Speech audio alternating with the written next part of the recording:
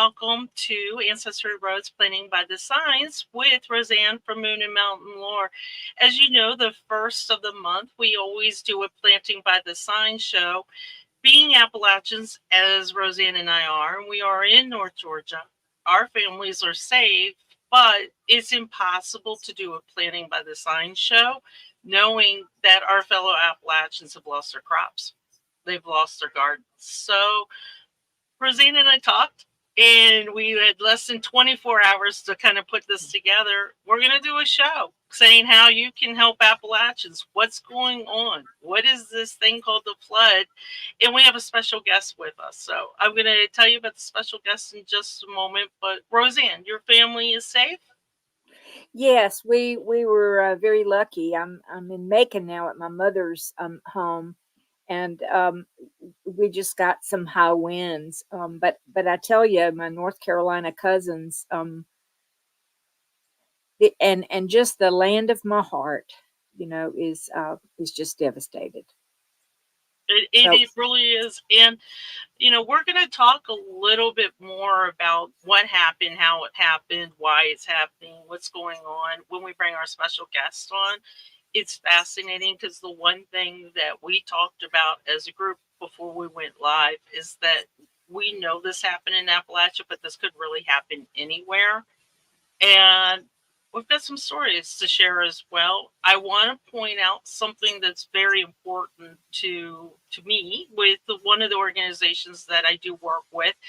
I literally, right before it came on air, found out that one person we've been trying to get a hold of for days, we found out he is safe, he's alive, and he's doing well, and his family's alive, and his church is alive. And that was in Brevard, North Carolina. So just a quick shout out to Pip, because we're really glad that we found out, and literally just found out before it came live.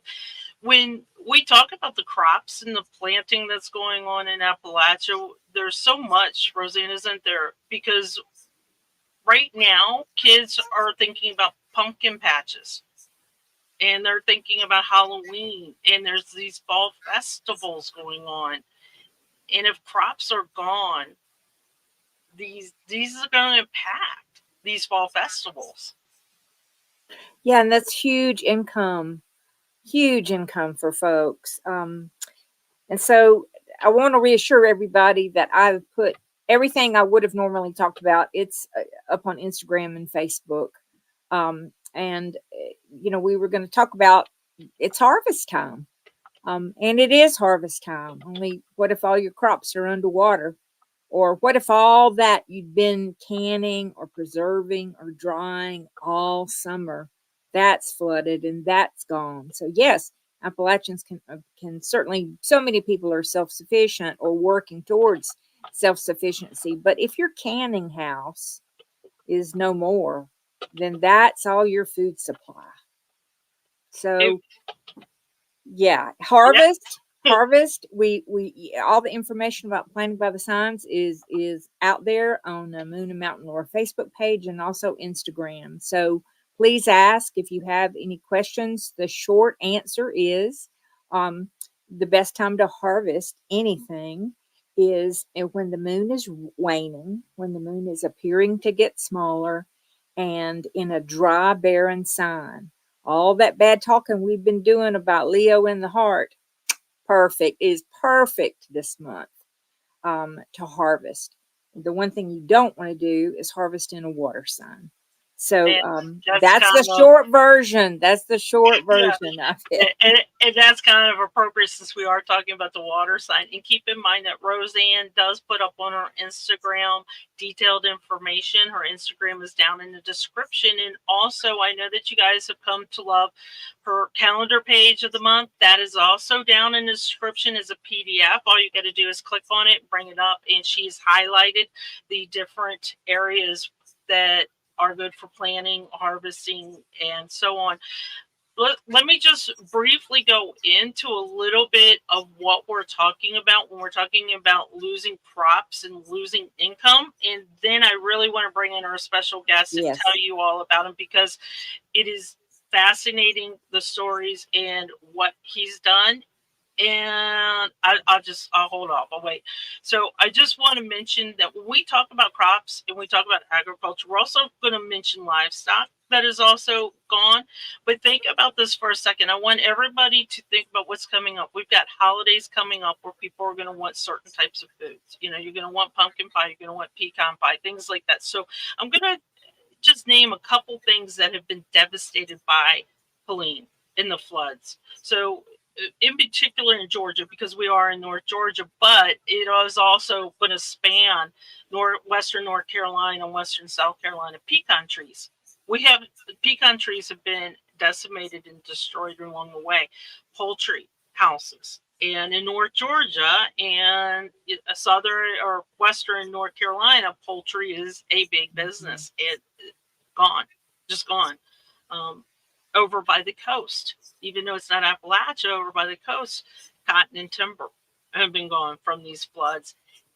The peanut crops that decimated. There's so many other crops such as the corn. These are all things that everybody's going to be looking for as well. But the sad thing is, like for Georgia, the pecan crops were this close. They were this close to being harvested, and they're gone. Most of the pecan crops that were in the path of Helene are just gone. The nuts have been scattered to the ground. The trees have been uprooted. And it's kind of like a green tomato. A pecan is kind of like a green tomato. You can't really use it for much. You want it to be harvested at the right time. And those are going to be gone. The poultry houses that are in the path of Helene, and this is starting down at the Gulf going all the way up. So 50% of the poultry houses are gone. They're just gone. And when you go to the grocery store, we're not talking politics on this show. We never do. When you go to the grocery store, just remember this. This isn't about politics, and this isn't about price fixing or anything like that. This is because this storm has done this damage. So egg producers, the larger ones, are half their production lines are gone. They're just totally gone. And this is the whole path of Helene. The cotton and timber crops. From what we are reading from the actual websites of the states, this isn't somebody just making up numbers. These are actual surveys from the states. 35% lost to the cotton crop. And how does that equate to you? Well, that's your towels, that's your clothes, that's your t-shirts, back to school, things like that. The timber have lost 30 to 50%. And that's kind of a thing that's easy to think about when we have these hurricanes come through. But the floods are also uprooting from these communities. And if you're in the mountains, you need those trees, because if you don't have those trees, you have mudslides. And what happens when we have mudslides? We lose our house. So our house is part of it as well. I did mention the peanut crop. There's still a lot of peanuts that they can still try to salvage, but it's been hit really, really, really hard. The peanuts were planted later this season. And if they were planted earlier, then this wouldn't have been a problem. But it's because they were planted later, they were not ready for harvest yet. And then one other stat that I want to do, just in Georgia, and this is the only stats that we could find for dairy, because the other states are busy trying to locate human beings. Well, just in Georgia, 15 dairy farms across Georgia are without power. If they're without power, that's a dangerous situation. They cannot get the milk as they normally do. And they do have some generators, but then gas becomes a problem too, trying to get gas if the roads have been destroyed. This is one thing that I know growing up. So somebody might not realize, but West Virginia is a big strawberry state. I have family who have planted strawberries and harvested strawberries for their income. And will the ground be dry enough to actually plant them? Because you got to start planting strawberries, and will it be dry enough? So as Rosann and I kind of talk about crops and planting by the signs, we don't know. We don't know where some of these communities are going to come from. We talk about hobby gardening, but Rosann, this kind of took on a different impact with commercial garden. Yes, and the commercial dairy, people say, oh, well, just milk them by hand. Right. Try milking a commercial dairy herd. There's not enough hands to go around to do that. And so, yeah, it's my heart is really heavy, and I'm glad that we can come together, talk about it. I know people that are on this podcast, you were doing things. You were driving stuff into Murphy, North Carolina. Murphy's kind of the gateway to the mountains, and there was some power damage, but it hasn't been damaged like the rest of North Carolina. So that's a critical staging drop. So I know y'all are doing great things, and we do want to hear about it in the chat. Sandy, I'm looking forward to hearing from our ham radio operator. I know, I was just going to say, so I would like to introduce everybody that's watching live. Thank you for being here. Please ask questions for any of us that are here. If you have any comments about what's going on in your area or your location, if you've had a good place to donate, there is a donate list down below. But really what I want to do now, as Rosann said, is bring Ben Quo in. And before I bring them in, I want to let you guys know that I have been searching on social media to vet people that are doing good for the Appalachians. And as many of you know, my husband does work for one of the larger telecoms, and they are having a hard time getting communication back. And the reason being is the poles are gone. As you drive down the highway, you see the cell towers are like, they're gone. They are gone. And how is communication happening? In a fascinating thing, by going on social media, and particularly Mastodon, I met Ben Quo. And the cool thing about this is he's a ham radio operator. And because of the ham radio operators, they have been getting communication done. They have been trying to help find people and help with where the supply chains are, and just get communication to people who are in the dark. So without further ado, Ben, thank you so much for joining us today on Ancestry Rose. I know we talked a little bit about the crops, but could you tell us a little bit about you? We're going to switch gears here. Yeah.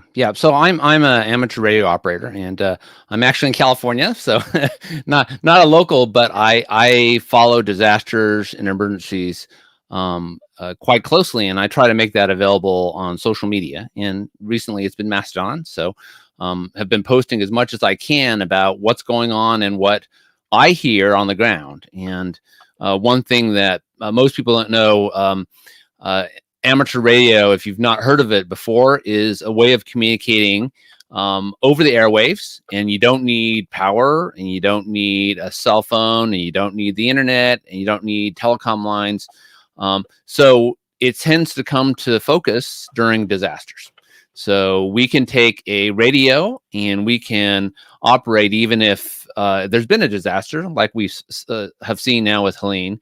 And that is, there's no power, there's no internet, there's no phones, there's no way to get out, but we can. And so in Western North Carolina, there's been quite a bit of activity. And in fact, actually other parts of the South as well. I just saw somebody saying there was a real big effort in Georgia as well, to get amateur radio operators to different places where they'd lost all phone and power and everything else. So it is a way to get out. So definitely can talk a lot about that. And so you knew about Hurricane Helene. So did you start getting on your radio for the people in Florida and then jump over to what was happening in the Appalachians? Yeah, so I'm on social media because in 2017, 2018, I believe it was 2017 maybe. Anyway, Hurricane Maria hit the Caribbean, and I was an amateur radio operator just for fun. So it's a great hobby. You can do a lot of fun things. You talk to people all over the world, and if you're technical, there's a lot of cool things you can do with it too. But it happened that they had a similar situation to what's going on now in Western North Carolina, which is, in fact, there's two places that I was very active. One was there's a little little country called Dominica, Mhm. and they had lost all power, all internet, all cell phone, and everyone thought they were okay, except for the amateur radio operators there who were calling out for help. Wow. And I happened to stumble upon them and said, "Oh, wow." And this is, I'm sitting here all the way in California, but there's ways for us to get and talk to people very Mhm. far away. And I went, "Oh boy, there needs to be help." And so, this is not my first time running across disasters. I started posting at that time on Twitter, and that was kind of my introduction to, actually using amateur radio in a disaster situation. And they had almost exactly the same kind of problem, which is people thought things were okay. And if you remember, right after Helene, hit, everyone go, "Oh, well, it wasn't so bad in Florida." And then you start hearing about all the impacts, especially, in Appalachia. It's such a, when you don't hear from somebody, people assume things are okay. And in our modern world, that's your cell phone. Everyone has a phone. They say, "Oh, someone would have called me if something wrong." And the problem is it didn't. So it was a total blackout of communication up there, and a lot of it happened at night. So when right. not only just a blackout of communication, they didn't even have the opportunity really to walk down a mountain or walk down the street if the street was gone, because they didn't know, it was so dark.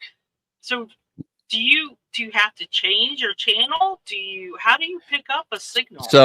So I because of that, I really follow emergencies and disasters. I'm very involved. Here in California, we have a lot of wildfires, and I follow those very closely.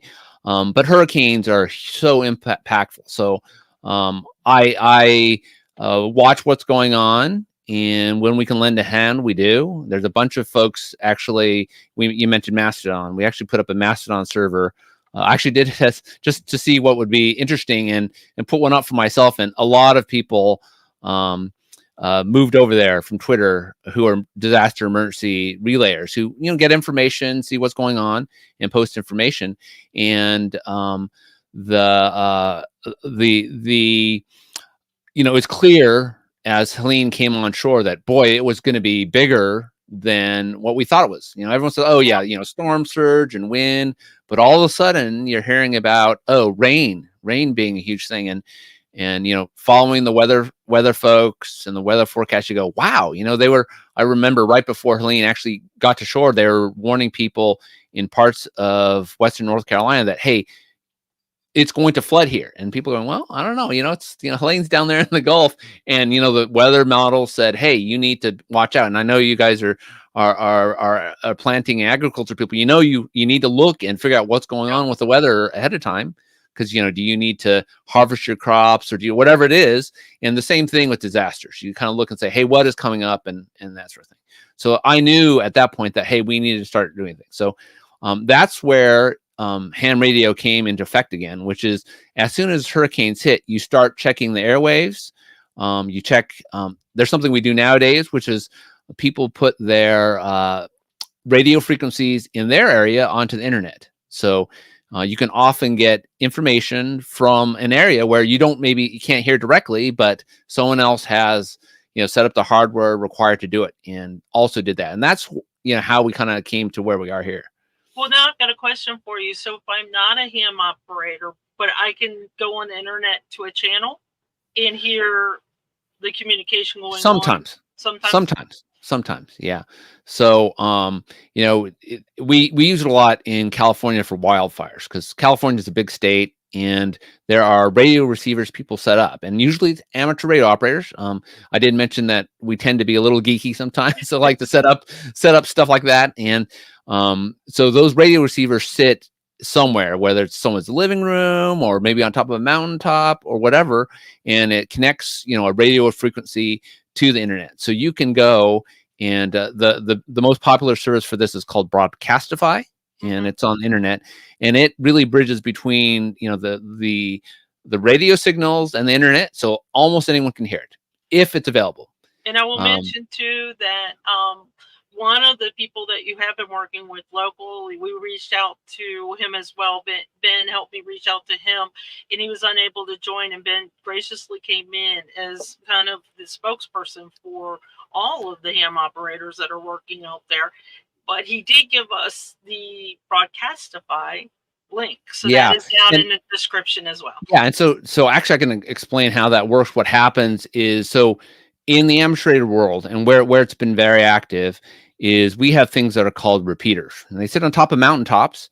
And it happens that in this emergency disaster, there is a repeater on the top of Mount Mitchell, which is the highest point, I think, in 5 states up there. Mhm. And so that means that anybody with a little handheld radio, if you just got a little handheld radio, you can hear and you can usually transmit up to that tower because it's so high up in the, so think of it as, you know, when you're walking around town nowadays, you've got a cell phone and there are little radios everywhere that are all connected to the telecom network.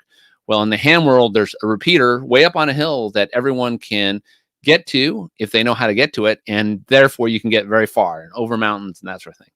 And So over terrain, yeah. terrain and And so everything. That's fascinating. yeah, and so in the case of Helene, what happens is one of those, a lot of those were wiped out by Helene, and so, you know, the wind gets it, the rain gets it, they can't power it. There's some damage to antennas, and it happens. This one is still up there, and so people have moved to that one to communicate and get messages out. And again, this is to areas that don't have cell service. So that's, you know, how we kind of, you know, rambling here and there, but that's how amateur radio has become useful, is that because we've been able to get messages up and over the mountains, there's a lot of people who are still, you know, no cell phone, no power, no way in and out, that can still communicate. And it's just a fascinating thing that it works. And we can also, we don't even need to have a repeater. There's something called high frequency where you just need an antenna and you can send out messages and it bounces off actually the ionosphere of the earth and goes around and someone else will hear it. So, well, that brings up a question somebody asked: do you still need an antenna for that? So it's a yes or and no kind of answer. Yeah. So you need an antenna, but you know, an antenna can be very, very simple. And everyone thinks, you know, everyone knows, I'm sure, that you've seen maybe a neighbor with a giant antenna and all these things, and it's 50 feet up there. You don't need that. It can be, if I have a YouTube channel where occasionally I'll post fun videos, and I've loaded up a lamp, like a living room lamp, as an antenna and talk to somebody. So, I mean, it's not like you have to have a giant tower or anything like that. So that's kind of the fun side of amateur radio. So then you're talking to other ham radio. Do you have an idea how many are in this damaged area? Yeah, so it depends. And so it's interesting. I think there are probably dozens. And there are many more who are listening who are not transmitting. I know of quite a few who've passed messages back.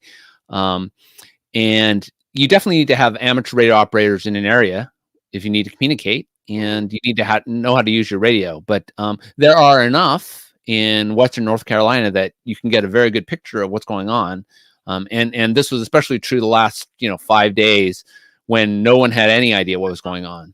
So then, because of the ham radio network, you guys are not only finding out who needs help, but also kind of giving an idea to, I would say, the local governments, the state governments, and, dare I say, even federal government, of what the conditions are, because you're hearing it from the people themselves. And can anybody be a ham radio? Can I just go to, I'm going to date myself, Radio Shack? Can I just back in the day, yeah. Can I just go to a local store and, So it's actually, so first, for a couple of things. One is ham radio is not CB radio, and it's not, there's other radio services too. There's GMRS and FRS, which are, if you go to the local hunting store, they have a little radio. Those are not what amateur radio are, though they're similar. Amateur radio, you have to pass a test, and there's multiple licensing levels. And the most basic one, which most people in this case are using, is called technician. And to pass, all you have to do is pass the test, which has, I think it has 26 questions, and all the answers to all the questions are published. It's a multiple choice. And so it just takes a little bit of study. And so it's actually easy if you've got a teenager. this stuff is like so simple for them to do. Because if you've ever seen them play a video game on their phone, like a trivia game, and they're doing trivia with their friends, and there's all these questions with answers on it, and they said, "Oh, I got such great," and they answered some question about like, "Oh, who was the winning team in 1975, blah blah blah, for some World Series," and you go, "Well, how do you know that?" And they go, "Well, I don't actually, I don't know who it is. I've never heard of the team, but I've memorized all the answers," and that's what you can do. And that's kind of the first step. And that's a lot of people say, "Oh, do you need to remember all this? Do you have to study all this, electronic stuff?" And the answer is no. The best thing to do is you can go and figure out how to pass the test. And the test is, there's testing all over the world, all over the US. Different groups do the testing. You can go there in person. Since the pandemic started, now you can actually do it online. So you can study this at home, and you can, figure out how to answer the questions. There's all these tools online. There's a site called Ham Study, which you can go in and you can test, do the test. There's Wave Talkers, which is another one a friend of mine runs. And there's all these resources for you to be able to learn all the answers to the test and learn some of the basics. And you can be a radio operator. Then you can go and buy a radio and you can actually buy radios now for $25. Not a lot of money, right? And I don't need a big antenna.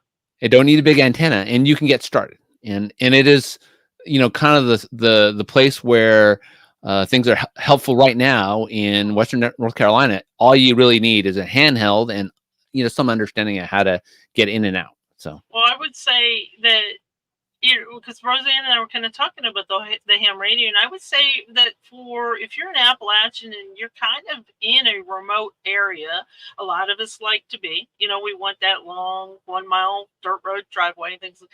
It seems so advantageous to become a ham radio operator. Or what about newbies? Are you guys very friendly to newbies?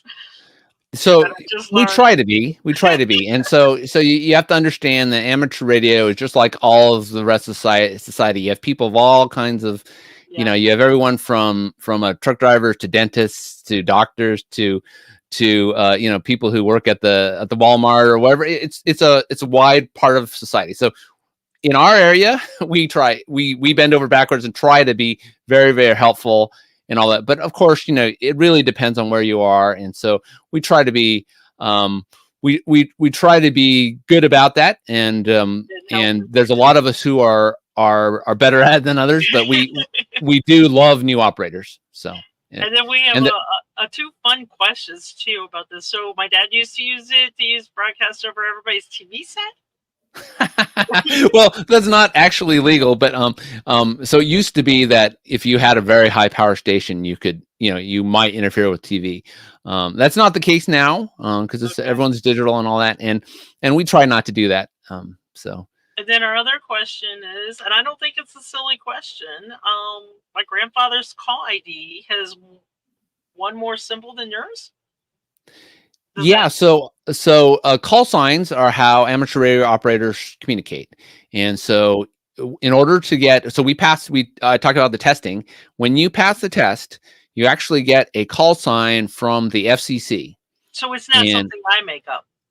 No, yeah, you don't make it up. You are assigned it by the Federal Communications Committee. You actually have to apply for a license, and you pay a small licensing fee. I think maybe it's $20 now. It's not very expensive. And the call sign does have some significance. So in my case, my call sign is AI6YR, and the 6 indicates call area 6, which is California.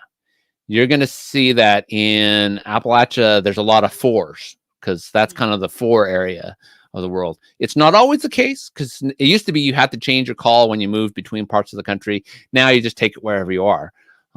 But there are actually different letters at the front which indicate parts of the country or what country you're in.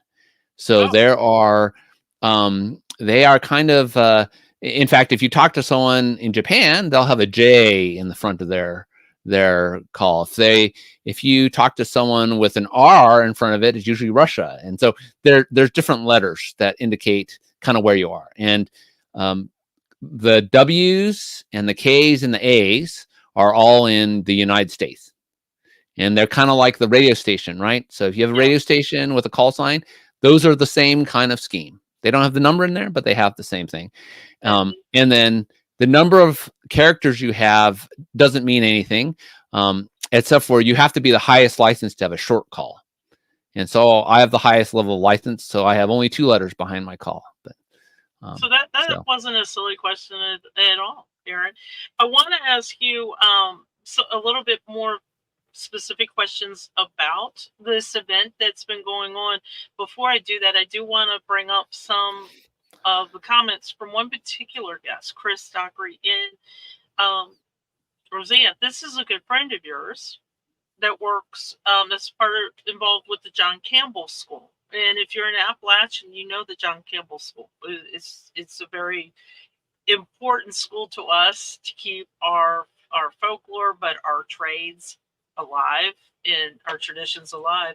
It's just Chris serves on the board of directors, and they had their fall festival scheduled for this weekend. And it looks like Chris is saying that they are going to continue it. It brings 100,000 into the local and regional community. Are we talking about people or money? If Chris is still there, I'll give her a few seconds to answer. It could be both, actually, the more I think about it. Don't you think, Rosann? I mean, I don't know the answer to that.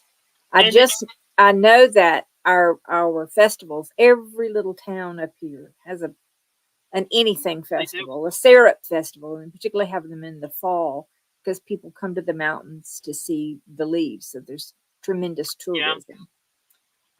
So I know that every little town that is missing out on that festival income, a lot of times the vendors sell everything from jelly to crochet to works of blacksmithing. I was going to say leather works. Yeah. Bells, wallet, you see handcrafted. They've little micro entrepreneurs. And this might be a festival income, might be the huge part of their annual income. It could be. So, Chris, I know this was for some people felt like a controversial decision, but I'm really proud of the folk school for doing this because, again, where you are in Murphy, North Carolina, was not as affected as the areas near Asheville. So this is something that you can do. And there's also a lot of collecting efforts going on as a part of the John C. Campbell Folk School. And so, yeah, this is important stuff. Oh, yeah, 10% of festival revenue to relief efforts. Yeah. And I think something that is interesting with this, and it kind of ties into the AM radio, we're really conflicted here because the information that we get outside of North Carolina is still on their website where it says consider all Western North Carolina roads closed. But, we're hearing that the John Campbell School, which is literally just over the state line, it's not too far over the state line from Georgia, they are still going to continue with the festival. They are so well known that to not continue with something so large, as Rosann said, these are vendors that have been preparing for this all year in the income. So I like how Chris says that opportunities like these are great ways to join in. So if you feel like you cannot participate in person, maybe you were not a lineman or a fireman or a police or anything like that, and you feel like you've donated money, but you still have a need to participate, I really like how Chris says there are areas that you can travel to that are not impacting the disaster relief efforts that you can contribute still to the Appalachians and Appalachian communities. I want to bring in this one topic. I know I'm switching topics real quick, but I really want to bring in this one topic because we were talking to Ben about something that happened in Hawaii. So for those of you that know Western North Carolina, there's a place called Chimney Rock. It's gone. It's totally gone. The road is gone. The houses, the buildings are gone. These are places that were around 1800. They exist on 100% tourism. And Ben, you were saying that there was something very similar in Hawaii. Yeah, so I don't know if anyone followed the wildfires in Lahaina. I think it's 2 years ago, actually. And what happened is they had a wildfire that swept through Lahaina, and it was, if you don't know Hawaii, Hawaii is actually a lot like Appalachia, and in fact, it is very rural. People think it's a tourist area, but most of the islands are really small towns. You know, they survive on tourism. They survive on arts and crafts, and it's very, very similar. And turns out Lahaina itself is an 1800s town, and one of the longest it was, and it was totally destroyed by this fire. And so the same questions that you're asking, in parts of North Carolina, has happened elsewhere too. And in Hawaii, they say, well, if you rebuild, are people going to come there? Because it used to be, oh, it's a historic town, all the old buildings, all this history. And what do you do now? Right. So, and I don't know if they have the answers. I do know, and maybe a warning to your folks, that it takes time. It takes a lot of time. They're 2 years, and I think they're still only starting to rebuild stuff. And the question is, what does it become? And do you rebuild it historical style, because that is your economy? What does that mean? But if you don't, then are people going to say, well, it's just a modern town, right? Yeah. So there's a lot of questions. Yeah, there's too many questions. And we were talking about how we talk a lot about how we're Appalachians on the show, and you can see me anywhere. Like I said, I was in North Carolina, or excuse me, in New Orleans this weekend, walking down the street wearing an Appalachia t-shirt, and a guy stopped me and said, I am from Appalachia, and where? And he tells me Rabun County, and I go, no way. I know, I'm like sitting here. He sat on the side of the sidewalk and wrote a poem because he was an artsy guy. But I'm sitting there, and we talk about how in genealogy that we're going to find your way through Appalachia one way or another. We are Appalachia, Rosann and I, and we're going to find it.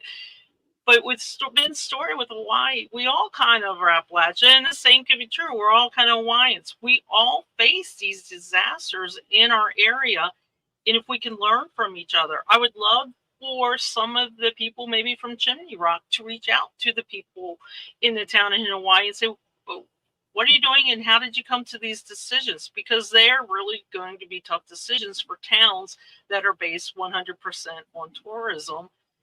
And if we rebuild, do we rebuild with modern technology but make it look old? Or as Ben said, do we do the old style or do we do a modern style? And who's going to come if it's modern? Are we going to start bringing in the, not the local restaurants, but the ones that are franchised, I guess I'll say. I won't name them. So these are tough decisions, but the in between, because you said this is like 2 years from Hawaii. So in between, we're talking about people who still need their rent paid. They still need food and a roof over their head. And that's where Chris's comment also comes in, that she mentions that it was $100K in revenue for these vendors. And the decision has been well received by the community. One of the reasons Rosann and I did not cancel the show, we pivoted, is because we did want to have a sense of normalcy for ourselves, but also for our viewers that come in. And I think that's where the John Campbell School decision is coming around too, that they still need to support their local economy. If you're able to get there and you're not part of the disaster relief area, why not? And this is where she said the roads into Cherokee County, and this is Cherokee County, North Carolina. I know there's a Cherokee County in Georgia too, but this is North Carolina, are still accessible, and her parents were able to visit without issue. If you're able to still support, this is a different way of supporting those that will want your support. And Rosann and I are going to talk about tourism probably a year from now. We're going to be still talking about how this area is going to need your tourism dollars. So if you're planning on your vacations for 2025, I always say, instead of the cruise, instead of Europe, instead of any of that, come see us. Come see us in Appalachia, because we'll gladly accept your tourism dollars. But now, Ben, I want to get not too personal, but when you started this for this particular event, were there things that were just soul crushing? So yeah, you know what's been going on with the amateur radio operators is the locals in the areas have been calling in and getting messages out. So what typically happens in these disasters, in which we saw here, is people will, if you're an amateur radio operator inside a disaster zone, you can get messages out, and all of you know, after disaster, everyone wants to know if their family's okay and what's going on, and in those areas with no power, no internet, no cell phone, no landlines, you know, you can't do that. But if you're an amateur radio operator, what happens is you call someone else up somehow, whether it's over a local repeater, or you can, like I mentioned, you can send it to someone, and maybe someone in Ohio will hear it, you know, and you say, hey, please call my Aunt Susie, and her phone number is, you know, 12345 and tell her that I'm okay. And amateur radio operators do that because that's part of our, you know, part of the DNA. That's why amateur radio exists. That's amazing. I mean, so you're getting this. This is amazing. I know Rosann and I are really going to lose it. We thought we would.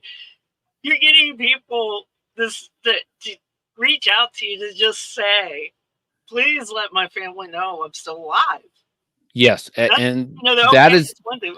That is the number one thing that has happened with the local amateur radio operators. And so actually I've heard this happen, which is people will, all their neighbors say, hey, well, you're able to, you know, talk to someone, and they hand them a phone number and call my aunt Margaret and let her know, you know, that we're okay. And the response you get, some of them have been real time. I mean, people are crying to know that their family's safe. Right.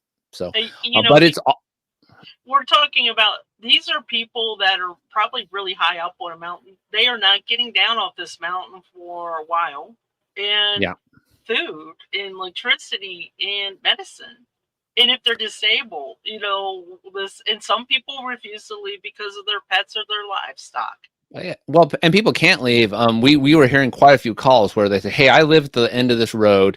There are 45 trees, big trees down between us and the road. We can't get out. And so say, well, send a message to our family. Let them know. Let us know if any officials will be around with, you know, someone with chainsaws or something like that. And so that has been it. So and your question, has it been crushing? In some cases it has, because part of it doesn't happen often, but some people have called around and said, hey, can you check on, you know, my aunt who lives down the street? And some of the times they can. And there have been more than a few where it's like, I'm sorry. And you just hear that and you go, you know, that's tough stuff, right? That is not, unless you're a first responder. My son's a paramedic, so I know that this happens a lot. But for a lot of people, like knowing that your neighbor or your friend, I heard about somebody whose you know, childhood friend, the whole family was swept away, and you go, you know, that's deep stuff, which is not easy to hear. So. It's not, and you have to pause. I can, and you're not only participating in these calls, but listening as well. Right. So sometimes you've taken that call, and sometimes you're listening, and either way, they're not easy. I'll tell you, you guys appreciate this, but I will actually like put everything down, and I go out to my garden where things are nice right now, and walk around and go, you know, just, you need to decompress and digest it and accept, and not, you know, it's definitely can be, you can hear stuff that you don't want to hear. So it's got to be like a self-help check where you need to remove yourself at times. Now, for those that you've met that are other ham radio operators, that's got to be interesting, because it's like a brotherhood, sisterhood that you have. Do you guys ever meet in real life? Yeah, so it's interesting. Locally we do. So in our area, we actually get together and people meet, talk to each other, and that's great because, you know, you develop those things. But there's often times where you'll talk to someone all the time, and I may talk to someone, you know, in Germany or in New Zealand or Australia or wherever. Well, you never ever meet them in person. but you may talk to them, twice a week or twice a month or whatever it is. So it's interesting, but you sometimes you get to meet them, sometimes you don't. So. And then when you're not dealing with disasters and you're on ham radio, there are better times, better conversations, I should say, right? Definitely. So amateur radio is very useful in disasters, and I have, that's part of my reason for being in amateur radio, but that's not everyone's reason for being in amateur radio. I think it's one of the things that people who are in the hobby may think about a little bit. In fact, I was one of those folks who said, when would this ever be useful in a disaster? Till I've seen it used in a disaster. There's a lot of fun stuff you can do. I mean, I talk to people. We are able to talk to astronauts on the International Space Station. Wow. You can do all sorts of fun electronics experiments and things like that. We do Morse code just for fun. There's just things that you do because they're fun. But this is an element of the hobby that is, I feel, is very important, especially nowadays. It's still, and I want to just reiterate something. If you came in late to the show, the ham radio operators were the first point of communication for so many of these Appalachians that are literally stuck. The roads are washed out, their homes may be washed down, mudslides, the trees down, and it's dark at night. And you've got ham radio operators up in the mountains as well, and it's their only communication with the world. And some of these people have lost things that what make a life. I won't talk about losing family. Hopefully, that wasn't the case. But photos, treasures from their ancestors, dishes that they use every day to make dinner, their pots and pans, and they've lost everything. And when you're out there and you're lost, and it's at night or dark or even during the day, and the rain's still coming down, and you see the devastation, having somebody, a live human being, to reach out to, talk to, or give family information means a lot, because you've got the people that are actually the victims, and then you've got their family members. And as you said, the ham radio can go around the world. Yeah, and and there's a lot of practical stuff. I mean, even now, the officials do not know the full extent of the damage often, and I still think this is the case. I think it's changed. We heard some official EOCs, emergency operations centers from counties, are now listening in or talking on the radio networks. They weren't before, and it takes them a while to get in gear and figure out what's going on, because they didn't know if the roads were open. They didn't know if what was going on or where people were. And that's part of the beauty of what, in addition to I'm okay, people are giving information about, hey, for example, we heard, you can only get, to this, you can only get so far as Black Mountain, driving a car or whatever it is. Or, hey, there's the only place for water for these was, there's a brewing company. I think it's Pisgah Brewing Company, which was giving out water because all the water systems are broken. Right. And so that kind of status information, very useful for you if you're in the area, because you're saying, I'm running out of water, I need water. But also officials, all that information is useful because they go, we better be helicoptering help here, or somebody had there's someone who was pregnant, and they actually had to call. And so what they do is they relayed from one amateur operator to another, who passes it over to somebody who has cell phone service, and they say, hey, we know that this lady is pregnant and needs to go to a hospital, and here's her coordinates, or here's her address. And they actually ended up, I think they probably sent a helicopter for her the next day or something, whatever. And I was going to say, helicopters, and Rosann had pointed out too, pack mules. Pack mules.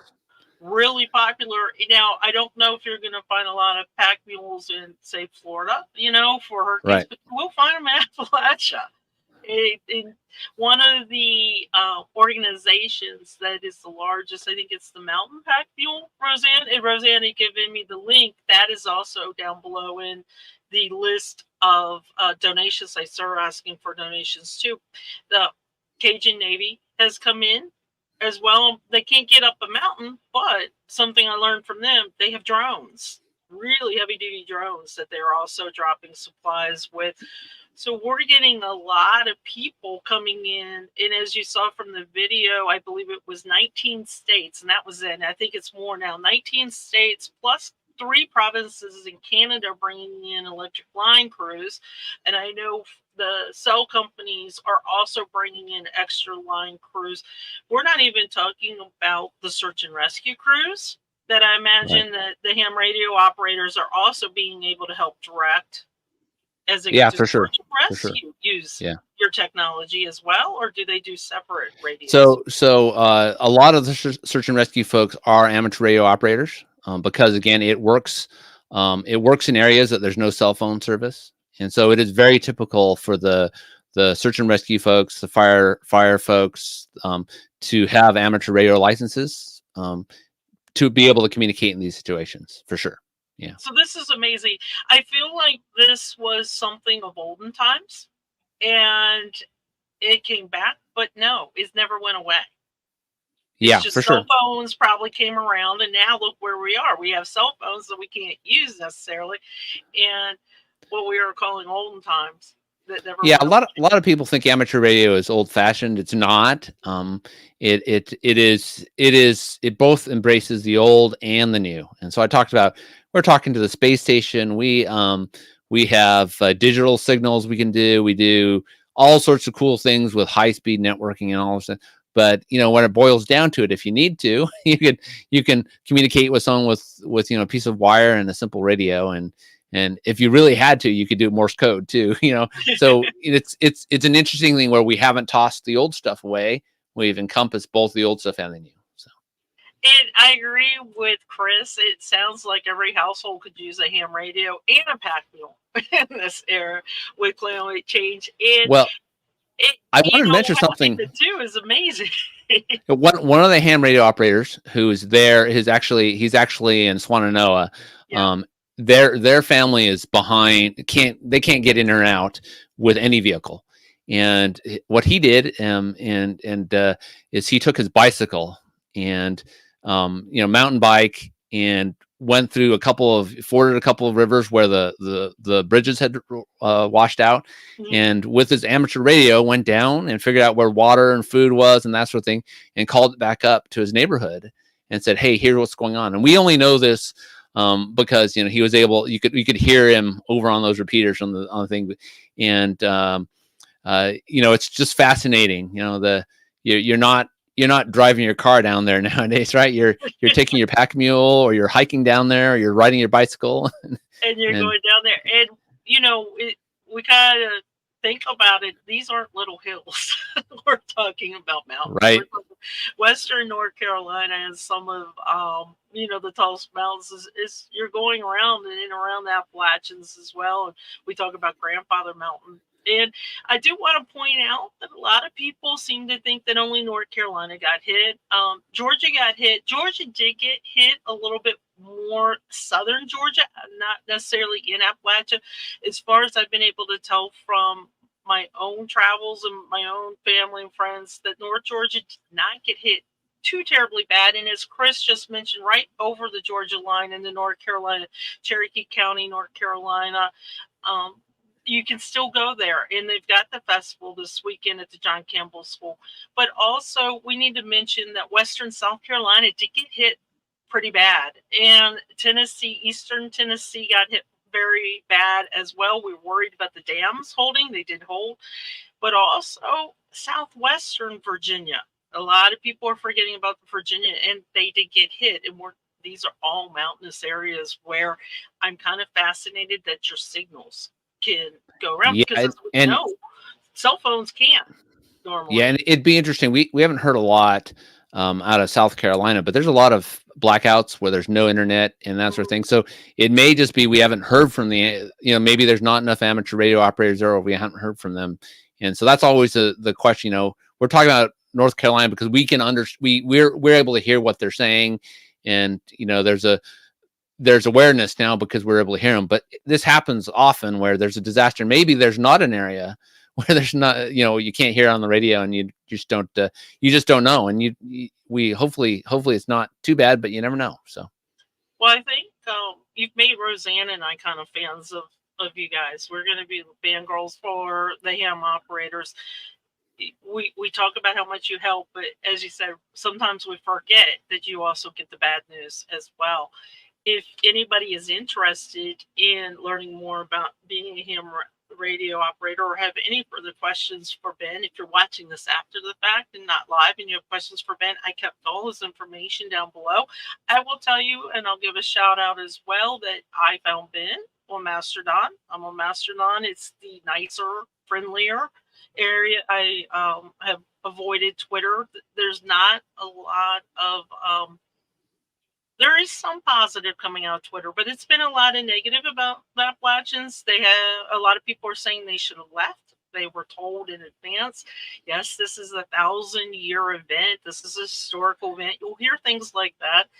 And a lot of times, if you think about it, if you're kind of up on a mountain, you're thinking that you're not going to get hit as bad. It's more lowland in Florida. So there is some education maybe that we need to do for the Appalachian area. But to criticize them before, during, or after is not helpful. It's just not helpful. And I want to make everybody aware that before Helene came through, the Appalachians, and particularly this little pocket area where Tennessee, South Carolina, Georgia, and North Carolina, Virginia meet, there were already 3 days of heavy rain there. So this Helene thing only made it worse, but there was minor flooding already going on. So let's be kind to our fellow people. Let's be kind and not, criticize them for their decisions. As Rosann and I are pet owners. Ben, I don't know if you have any pets, but a lot of times people won't leave if they can't bring their pets. Shelters are now allowing you to bring your pets more and more, but that's a big issue. And I do like something my husband said. I might be able to leave, but my crops can't. And if I can save my livestock, there's a lady in Florida who actually she had like 4 or 5 cows. She moved them into her garage to try and save them and things like this. So these are stories that we're hearing of decisions that people made, whether they're right or wrong, who knows? But again, we didn't expect it this. We did not expect it this bad. So, and Sandy, I'd like to add, some things that Chris and I, when we talked together at the University of North Georgia at the Appalachian Studies Center, we talked about that it's a privilege to be able to flee. You have to have a car that'll make it, because the roads aren't great. You've ridden around some of those roads. It is not, potholes, they're difficult to negotiate. Then you got to have money to stay when you get somewhere. So it is a privilege to be able to leave. And when that statement, they should have left. Well, yeah, they might have if they could have. And so that's sitting in high judgment of folks. I also want to say that I declare you an Appalachian, Ben, because several reasons. Absolutely. One of our deep cultural values. Those are the values that have been with the region for so many years that you may not recognize at a festival, or you may not recognize on a visit. And that is help your neighbor. Even if you don't like your neighbor. One told me this when I moved into an area. There was a whole load of food to welcome me, and I said, "My goodness, you don't even know me." And the person said, "Yeah, I don't know you, and I might not like you, but one day I might need you to bring me some food." Yeah. And so that's how we do. That's true. And I got a lesson in deep culture right fast. So you're participating in that. You helping people that you don't know. So thank you for that. Thank you. Yeah, in the Appalachians, I'm so glad that you mentioned it, and I'm going to let Chris second, and I'm going to third. So you are now considered our honorary Appalachian as well. I thank you for also the public service that you're doing on social media, because I think it was important what you were getting out and still getting out. And when I've noticed Ben doesn't just work this one disaster. You're working many of them. You're talking about many different things. So if you are on Mastodon, or if you're not, definitely join, because that's where Ben is. Again, his information, the link to him, you don't even have to join. You can still look at his information, but join and interact with him is down below in the description. And this is one of our things too. If you're an Appalachian, Ben, you got to love biscuits. So I'll just tell you that now. Biscuits is definitely going to be one. Great. Of My wife made biscuits for breakfast. So there we go. Yeah, there you go. You're set. See, she's one step ahead of us. And if you can you please thank your fellow ham operators for us from our small little group of. And those folks are doing the hard work. They're on the ground, and thank you definitely for all the amateur radio operators. I'm just observing and trying to represent the hobby here, but there's definitely those who are on the ground and who are relaying information, making phone calls, and they're doing the hard work. And I'll just point out that if you find that they have a need or anything, just reach out to me, and Rosann and I, through our network, will try and get them connected to, even if we have to drive out the information ourselves, or any supplies. If you are going to be anywhere around the John Campbell School this weekend, please do as Chris said and join the festival. It's important to try and bring some normalcy back to this area, and why not start now? It's not going to be right for years. As been mentioned, the town in Hawaii is still 2 years in working on it, but we can start. We can definitely start. If you have ways of donating, please donate. There are volunteer and donation ideas, again, in the description. There's a PDF document to check out. If you have any needs or anything like that, and you're watching this now after the fact, please reach out. Rosann and I have contacts throughout the region that we can try and help. And if not, we might hook up with Ben and ask him to broadcast or something to let us know. Thank you, Ben. Yeah, well, thanks for having me. Thank you, everybody. Bye, everybody. And instead of our normal outro, I'll go ahead and play the one that we did at the intro again. And everybody have a good day. It's a fair moment for our fellow Appalachians. Bye.